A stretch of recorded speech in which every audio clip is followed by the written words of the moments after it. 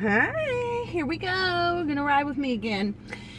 So today I wanted to talk about offers, and in the groups that I participate in, you hear this a lot, and it's across, well, I guess mostly eBay and Poshmark, but people complain about lowball offers, and I wanted to talk to you about that because there's a lot of different trains of thought on that, but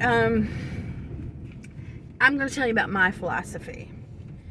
Okay, so let's just start with eBay because, first of all, it's the biggest one and it's the easiest one to manage offers on. Okay, so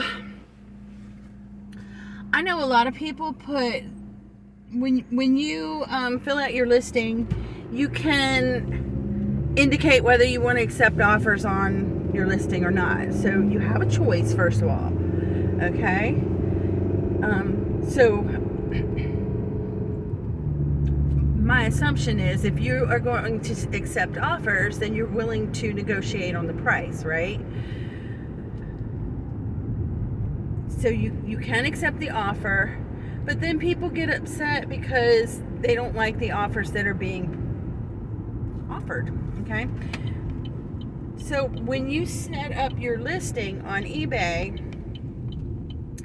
you can set your lowest offer price. So let's just say on $10 for easy math, right? You have something listed for $10 and you don't want to take less than $5 for it. This is actually my philosophy. So I set it for $5. So if somebody offers me $2, I don't even have to see it. You know what I'm saying? It just automatically just declines the offer. It doesn't counter it or anything. It just declines it. Okay? So it's, you know, the customer who made the offer, they're going to have to deal with that on their end. If they're not willing to pay more than that, then they can move along. And I don't have to be frustrated going back and forth with somebody who's trying to get something for less than I'm willing to sell it for. Okay? And I know that this happens because sometimes when I go and I look at the offers, I can see that they've made several offers. So they might start at 2 and then go to 3 and then go to 4, and eventually they go to 5, and then I can say, yes, I'm willing to accept it. Now you're saying to me, I'm sure, Jenny, why would you list something for $10 and take half of it? Well, the truth of the matter is, when I go out and I source something, and this does play into offers, okay? When I go out and I purchase something that I want to sell, I do my research and I look and see how much do I really think I can get top dollar for this particular item, okay? And what I try to do is go, because I sell less expensive things. If you're selling something that's really expensive, these numbers may have to be adjusted a little bit, but I try to get things that I can go 5 times more than what I spent. So a $10 item, more than likely I've only spent about $2 on it. Okay, keeping the math simple. So 2 times 2 is 4, plus another $1 is 5, so that covers most of any kind of expenses that I have with my selling, right? Plus I've doubled my income, my cost of goods. So I've still made a profit. You see how it works, right?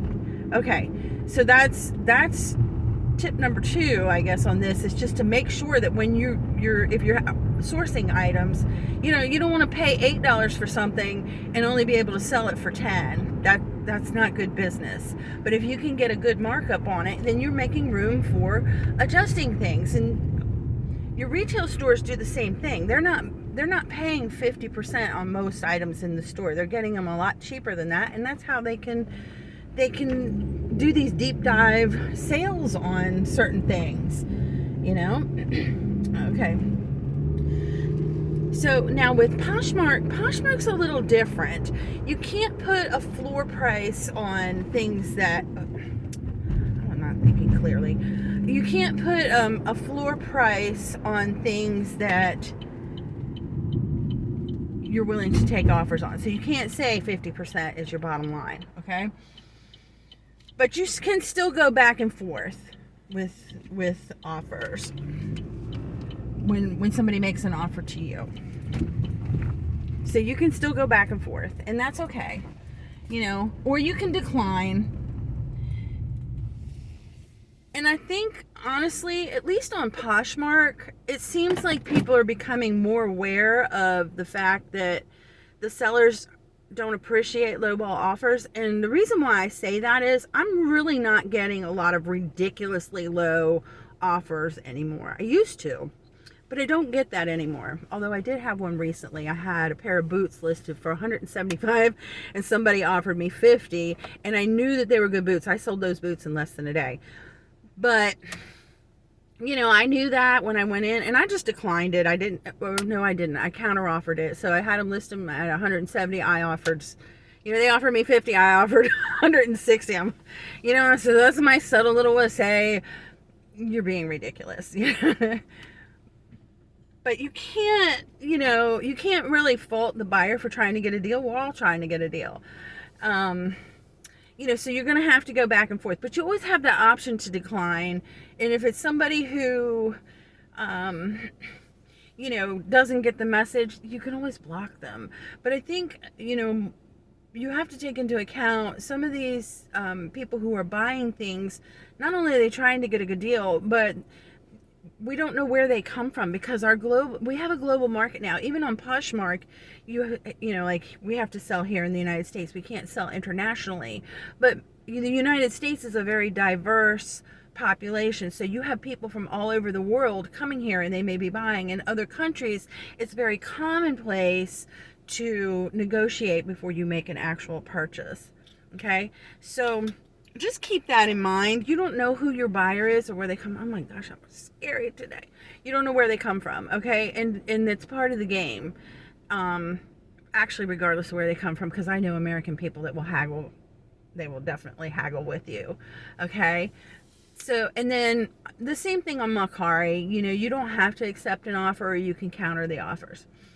So that's when offers come in from buyers. Now, for me, myself, I religiously send out offers. So on eBay, I check it several times throughout the day.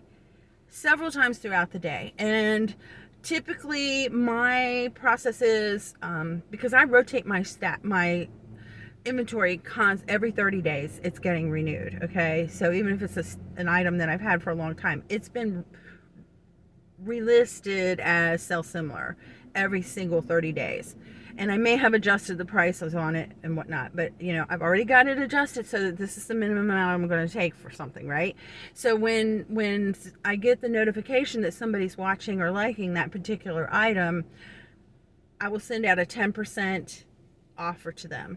And another thing that I've started doing recently, I haven't been doing it long enough to see any return on this, but I'm also, now, because I have a store, I can set up coupons, and I'm sending out coupons, and I have a seasonal one right now, so through the summer, that I can send out for them to purchase more items if they're interested, okay?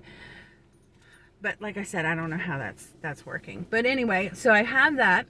And then on Poshmark, I use Flip, and I have it set up so that it sets out automatic offers within, I think, 5 minutes after somebody likes something, they get 10% off.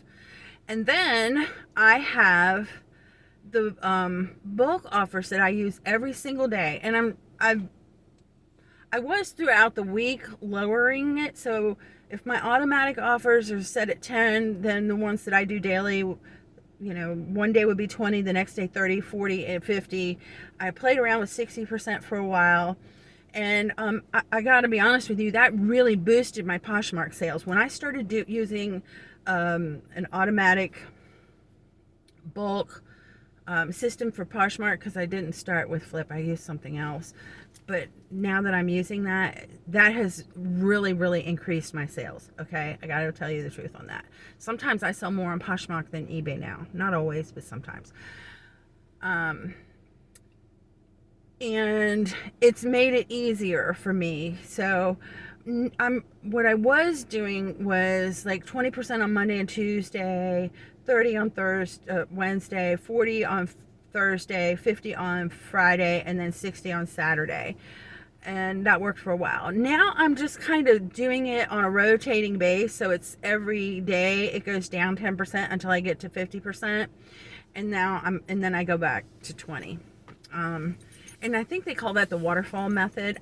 Another thing that I'm just playing around with, I don't know, how it's going to work out because it's on different days of the week, and I know that buyers have patterns on different days.